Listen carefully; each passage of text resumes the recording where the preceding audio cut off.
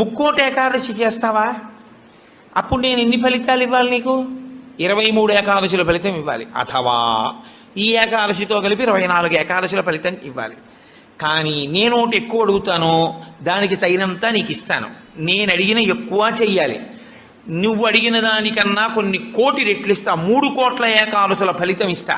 కానీ మామూలు ఏకాదశుల కన్నా విరుద్ధంగా నువ్వు దీన్ని చెయ్యి. ఎందువల్ల విరుద్ధంగా చేయవలసి ఉంటుంది ముక్కోటి ఏకాదశి అంటే, మామూలు ఏకాదశి నాడు మీరు ఉపవాసం చేసేటప్పుడు పండు కాని, కాయ కాని, అథవా కాసిన పాలు కాని తాగితే ఉపద్రవం ఏం రాదు. దానికి దోషం పట్టదు శాస్త్రం. ఎందుకంటే శాస్త్రం ఉపవాసం మీద చర్చ చేస్తుంది. ఉపనిషత్తుల్లో ఆ విషయం ఉంది, వేదంలో ఆ విషయం ఉంది.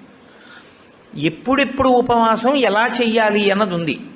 ఆదివారం నాడు కానీ, పౌర్ణమి నాడు కానీ, అమావాస్య నాడు కానీ,